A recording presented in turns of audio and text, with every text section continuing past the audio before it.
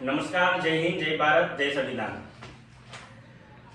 સીધી જ વાત, આજનો વિડીયો પણ ખૂબ જ અગત્યનો છે અને જ્યાં અન્યાય થયો છે તો એ અન્યાય વિરુદ્ધ આપણે એમને સાથ સહકાર આપવાનો છે. ઘણા બધા કિસ્સાઓ તમે જુઓ છો કે વિશ્વાસ કરીને કોઈ પણ વ્યક્તિને કે કોઈ પણ સગા સંબંધી કે મિત્ર વર્તુળને તમે પૈસા આપતા હશો અને જ્યારે લેવાની વાત આવે ત્યારે એ વસ્તુ પર આપણને ખબર છે કે શું પરિસ્થિતિ ઉત્પન્ન થાય. એવી જ રીતના આપણી પાસે પાદરા તાલુકાના લોલા ગામના મંજુલાબેન ગણેશભાઈ પડિયાર કે જેઓ 50 વર્ષની ઉંમર છે અને પોતે વિધવા બેન છે અને તેઓના જે પતિ છે એ કરકડી ગામે આવેલી કંપનીની અંદર સિક્યુરિટીમાં જોબ કરતા હતા અને એમનું અવસાન થતાં એમની જે મળવાપાત્ર રકમ હતી એમને અંદાજિત 4 લાખ રૂપિયા જેટલી રકમ મળી હતી. અને આ વાતની જાણ એમના જે પુત્ર છે પંકજભાઈ, એમનો એક મિત્ર છે જેમનું નામ છે ચિરાગભાઈ અયુબભાઈ સિંધા, જેમને ખબર પડતા કે એમની પાસે 4 લાખ રૂપિયા જેટલી રકમ છે એટલે આ માસીનો વિશ્વાસ જીતીને કે ભાઈ એમના છોકરાનો મિત્ર છે એટલે પોતાના છોકરા સમાન વ્યક્તિ છે, આ મંજુલાબેન પાસે આવે છે એમનો વિશ્વાસ જીતીને કે ભાઈ મારે ધંધો કરવો છે કે મને રકમની જરૂર છે તો તમે મને થોડી મદદ કરો, હું તમને થોડા થોડા કરીને પૈસા પાછા આપીશ. અને આ વસ્તુનો જ્યારે 2025ની અંદર એમને આ રકમ આપેલી હતી એ ભાઈ આ માસીને બેંકમાં લઈ જાય છે, પૈસા ઉપાડે છે, 1.5 લાખ રૂપિયા માસી આપે છે. ત્યાર પછી અત્યાર સુધી એમના જે ભાઈ છે કિરણભાઈ ને નામ, કિરણભાઈએ આપણો સંપર્ક કર્યો. કિરણભાઈએ પણ એ ચિરાગભાઈને ઘણીવાર સમજાવવાનો પ્રયત્ન કર્યો કે ભાઈ પૈસા તમે આપી દો, છતાં પણ એ વ્યક્તિ દ્વારા એક પણ રૂપિયો અત્યાર સુધી પાછો આપવામાં આવ્યો નથી.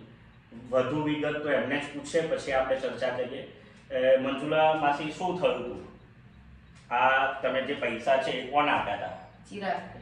હા, તો એ કેવી રીતના સંપર્કમાં હતા તમારા? એક મહિનામાં તમે પાછા આવે માસી. ના, એ તમે કેવી રીતના ઓળખતા હતા એ ભાઈને? એ ભાઈને અમારા છોકરા જોડે પેલો બાજુમાં એક છોકરો છે કે એ ત્યાં આવતો હતો તો કે માસી કે તું પૈસા મને આલ ને 1.5 લાખ રૂપિયા, કે અમારે તરબૂચનો વેપાર કરવો છે, હું તને મહિનામાં પાછા આપી દઈશ.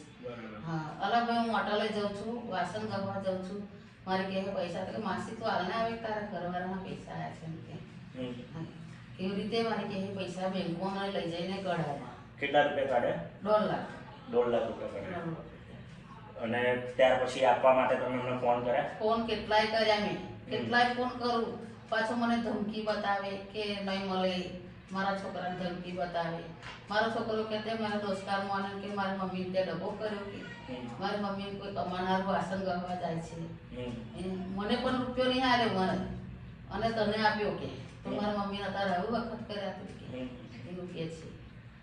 તમે પોલીસ સ્ટેશને જાણ કરી દીધી? હા, જાણ કરી હતી ને. તો પોલીસ વાળા શું કહે છે? પોલીસ વાળા એમ કે માસી કે તમે ત્યાં જાઓ કે પાદરા જાઓ કોર્ટમાં. તમે કિરણભાઈ વાત કરી હતી એ ભાઈને? ઘણી વાર ત્યાર પર ફોન કર્યો, ફોન ઉઠાવે પછી વાત કરીને નીકળી દેવાનો. છેલ્લો ફોન મારો 3 દિવસ પહેલા કર્યો હતો કે તું મને કોણ કે એના પૈસાનું કોણ છે, તું તારા તાકાત હોય તો આવી જા, હું પાદરા પોલીસ સ્ટેશનમાં બેઠો છે. મેં પછી ફોનમાં પૂછા 10-20 દિવસ હું આવ્યો, પછી મોબાઈલ એને સ્વિચ ઓફ કરી દીધો. કહેતા તું હું પોલીસ બોલાવું પાહો એવી ધમકી આવે મને. તમે વડોદરા પોલીસ સ્ટેશને ગયેલા તો એ પોલીસ વાળાએ એમને કંઈ કીધું નહીં? એ ભાઈને ફોન કરીને ભેગા જ નહીં કર્યા ને કે તમે કેવું કે તમે માસી કેટલા પૈસા માંગો છો, પણ તમે અમે 2 રૂપિયા થાય તો હું કહે ને કે સાહેબ મારે આટલા 1.5 લાખ રૂપિયા આપ્યા છે અને આ ભાઈ મને હાલતો નહીં, અને મમ્મી ઘેર ને અત્યારે એવું નહીં કહેતું. કેટલી વાર પોલીસ સ્ટેશને ગયા હતા? 2 વાર જઈ. તો પોલીસ વાળા તરફથી કોઈ રિસ્પોન્સ ના મળ્યો? અરજી લીધી હતી? ના, અહીં કાગળ લખી લીધું અને પછી એને બોલાવે તે મને બોલાવે ના અને એને બોલાવે પછી દબાઈ દીધી. એટલે ખાસ કરીને વડોદરા પોલીસ સ્ટેશનને વિનંતી કે એમને તો ઘોડા બાળપણની અંદર એમને જે રકમ આપી છે એમનો કોઈ ગુનો નથી, પરંતુ તમે પબ્લિકની સેવા કરવા માટે બેઠા છો તો બંને પક્ષની એક વાત સાંભળો અને એમાંથી કંઈક તમને લાગે કે આ વ્યક્તિએ ખરેખર કંઈક અન્યાય કર્યો છે તો એના પર એક્શન કેમ નથી લેવાતી. અને આ જે ચિરાગભાઈ અયુબભાઈ સિંધા છે જેઓ સાથે મેં પણ સંપર્ક કર્યો છે, છતાં પણ જે રિસ્પોન્સ આપ્યો છે આગળના વિડીયોમાં તમને બતાવીશ, પણ આ વિડીયો ખાસ એટલા માટે બનાવવાનું કે આ જે બેન છે એમના પતિના મૃત્યુના જે વળતરના પૈસા આવ્યા ને એનાથી એમનું ગુજરાન ચાલી શકે એમ હતું, છતાં પણ એમના મિત્ર, એમના જે છોકરાના મિત્ર દ્વારા જે ઓળખાણ થઈ અને ત્યારબાદ એ વિશ્વાસ મૂકીને 1.5 લાખ રૂપિયા જેટલી રકમ એમના માટે તો ઘણી બધી છે કે આખું ગુજરાન એમનું નીકળી શકે એવું છે. આજે એ બેન હોટલે ડીશ ધોવા માટે જાય છે, છતાં પણ એમને આટલી રકમ લેવા માટે પણ 1 વર્ષ જેટલો સમય લાગે છે. અને આ ચિરાગભાઈ, ખબર નહીં, મને તો એવું લાગે છે કે ક્યાંક ને ક્યાંક પોલીસ સાથે સાંઠગાંઠ છે એટલે જ આ બેનને ન્યાય નથી મળતો. બાકી 50 વર્ષની ઉંમરની વિધવા બેનને જો પોલીસ સ્ટેશનમાંથી ધક્કો ખાવો પડે ને તો પોલીસે શરમ અનુભવવી જોઈએ. હવે જે પણ લડાઈ છે એ સોશિયલ મીડિયાની છે, એટલે સોશિયલ મીડિયાની અંદર જેટલા પણ લોકો આ વિડીયો જુએ છે ને, આ માસીને આપણે ન્યાય અપાવવાનો છે. આ ન્યાય અપાવવા માટે આ વિડીયોને એટલો શેર કરો જે આ ચિરાગભાઈની જે ચરબી છે ને એ ચરબી આપણે ઉતારવાની છે કે કોઈની સાથે ફ્રોડ કેવી રીતના થાય.